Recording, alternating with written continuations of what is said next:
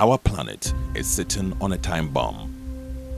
Ghana is at the mercy of the drastic impact of climate change, unmitigated sunshine, unpredictable rainfall, and depleting soil fertility, among others. How can the country deal with the threat of climate change while solving some of its basic problems? In a series of human-centered stories, we shine a light on some of the most basic innovative ideas that could help bring change and what the Ghana Climate Innovation Center is doing to scale up these ideas.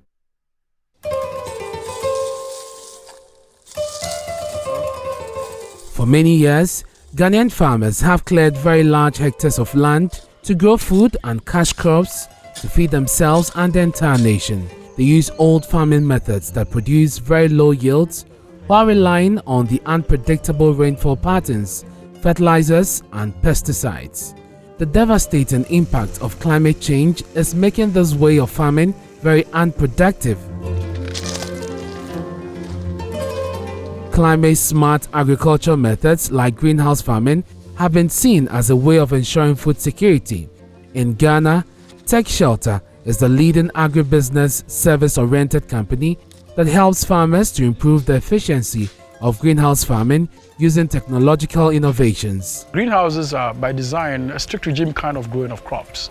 And you're supposed to maintain certain activities in fixed times and schedules. So some of these were managed manually, and these manual inefficiencies affected yields. We also observed that some of the greenhouse farmers lacked the requisite knowledge to be able to understand even the language of the crop, the agronomy of the crop, knowing what to give to the crop, even getting feedback from the crop, because the crop would normally give you feedback by the fruits you get, the color of leaves, and so much more. So the agronomy, there was a gap. The time of delivery of agronomy was also a problem. Even when they have endeavored to even do this 40% of yield, they had a problem of connecting this produce to market. That was a major problem.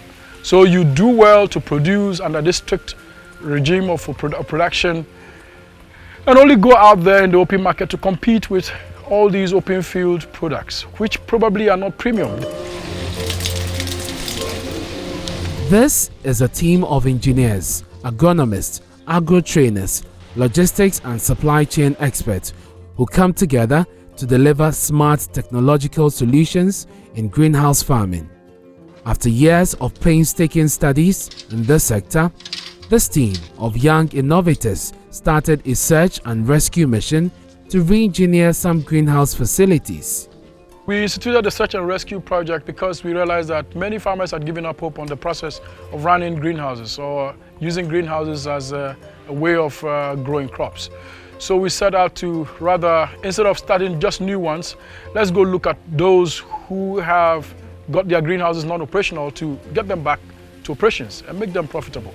So in our search, we saw a lot of them. We saw a lot of greenhouses which were down. But engaging the particular owner of this place was quite interesting because he was more willing to restart. Many of the others had given up hope because whatever you said, it was like they've heard that story before. They've heard that story before. So when we engaged this particular greenhouse farmer, he said, okay guys, try with the first 3 because he had 6 on his farm. So we kicked up the first 3, and when he saw the yields and how our operations were going, he felt there was no need to wait any longer. So he handed over the entire space that, guys, take over the space and do what you want with it. And over time, we've grown from the 6, and now we're at 14. We added 8 new ones last year. Since then, this agribusiness startup is growing very fast, providing an engineering solution to agricultural problems in the open field. So the greenhouse space, as compared to the open field, has its advantages. The beauty is that within a greenhouse, you use very less land to produce high yields as compared to the open field. So per square area, you can actually go between 12 and 15 kg per square area as compared to 4 and 5 in open field. I mean, it could be less for some people, but mostly, even the 12 and 15 I'm talking about can be varied. If your cultural practices are okay, you can actually move all the way. In some countries, I've actually done 60 kilos of tomatoes per square area. And so within a small space, in the issue where we have land tenure systems, land challenges, land struggles, with a small growing area, greenhouses will give you more yield. So you don't need too much space to do that.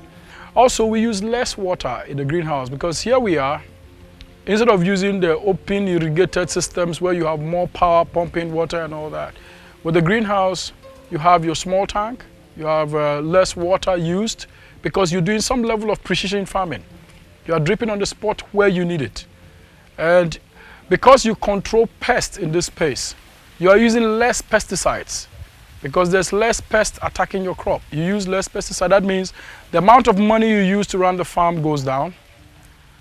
The pesticide residue in the crop is lesser, and so you, the consumer, you are safer. Also, you're not going to just spray anything. You can be precise. Isolate and spray and attack, and the issue is taken care of. The incidence of crop loss is also lowered in the greenhouse because in the open field, you have a case where there's a flood, there's a high-speed wind, there is something. All these factors you cannot control could actually cause a complete crop loss. It does not mean we don't have crop losses here. Yes, careless people can actually cause you, with a simple spraying of some of your applications, you can burn off the entire crop. But that is also limited because people here are very careful and precise, well-trained. And so in the greenhouse space, you have less incidences of losses as compared to the open field. So it does not mean the open field is not okay, but the greenhouse gives you 3 to 4 times what you can do in the open field. When well managed, you save money, you give us good produce, you give us high yields, the farmer is happy, the consumer is happy, Ghana is happy. Everybody in Ghana here buys our produce, most especially the major supermarkets in Ghana here. We supply to them a lot. The expatriates, the other individuals, people who are middle-class men, people who really want to take good care of their health, and because of the wholesome produce we sell to them, we get a lot of individuals also trooping in, buying from us. So let me say our customer base, really we don't have specific, but it cuts across everybody. And these young innovators are building the tools and applications that allow farmers to connect and practice data-driven farming. These digital tools, innovations and automation will hopefully make agriculture attractive to young people. It should be the desire of every young child. I want to be a farmer like the Tech Shelta people. I mean, it's a story, if told tomorrow, we'll be more excited that young people have a vision set to be farmers like us. If that becomes a reality, that means that we should be sure that the future farmers are no longer going to be dressed in ragged clothes, but they could be smart, clean, with their boots, helmets, safety tools, and right on the farm, we get the food we need. So Tech Shelta seeks to make that possible. Also, we seek to also bring other people who are interested in investing in agriculture, create a safe zone for them to come through. Because investment in agriculture has become very difficult because many people because there are a lot of risk in the space, they are very scared to come in. But we want to create a space where they can see the data, they see the predictive nature of it, then they can say, okay, it is possible to put A into this and get A plus B plus C. Then insurance companies can come in and insure farms properly, and investments can come into agriculture knowing that when they put A here, they will get A, B, and C. And so everybody gets happy. So we're looking at making this place so viable, or greenhouse farming so viable, that other investors and stakeholders can come through.